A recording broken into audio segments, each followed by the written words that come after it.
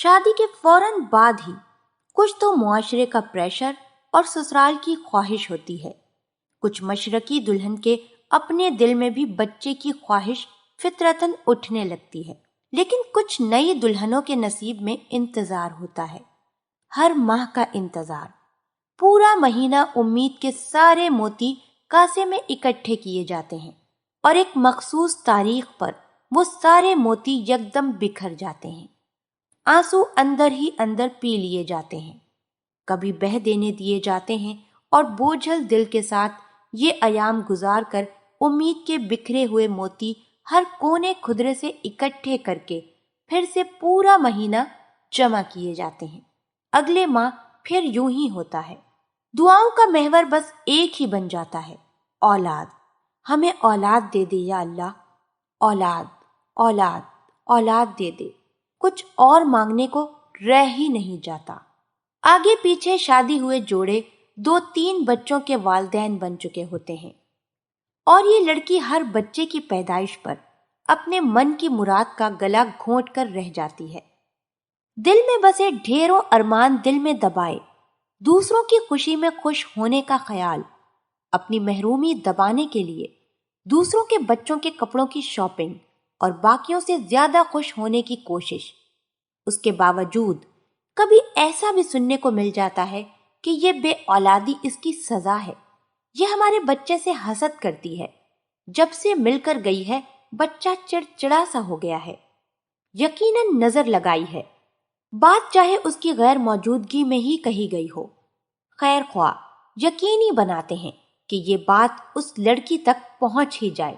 پہلے کی دکھی وہ تھوڑی سی اور دکھی ہو جاتی ہے، آنسو، وضاحتیں اور مزید شاپنگ۔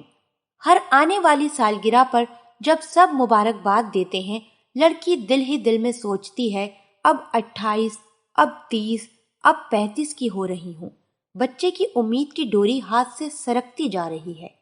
مجھے نہیں منانی سالگرہ۔ ہر شادی، فوتگی، ہر محفل کے لیے یہ موضوع سب کو خوب مل جاتا ہے، تم لوگ بھی اب بچہ لے ہی آؤ بھائی، ایسی بیتکی باتیں سنائی جاتی ہیں، گویا بس ابھی یہاں سے نکلیں گے اور بازار سے جا کر لے لیں گے، ذرا سا کھلا فراک پہن لیں، دوپٹہ کھول کر اوڑھ لیں تو سوال، کوئی خوشخبری ہے؟ لوگ یہ سوچتے تک نہیں کہ انکار کرتے وقت اس عورت کے دل پر کیا گزرا ہوگا۔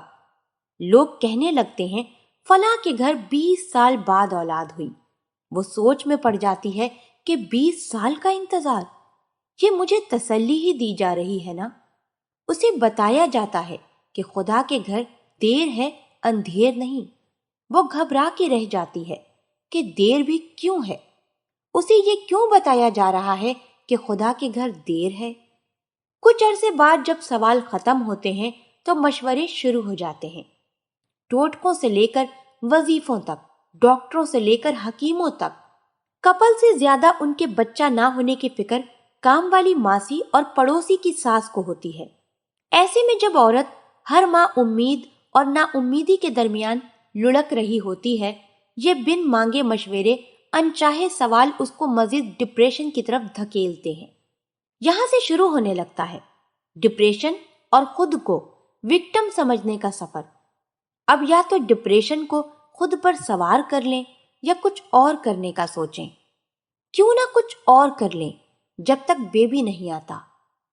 اللہ پاک تمام بے اولاد بہنوں پہ اپنا کرم فرمائے،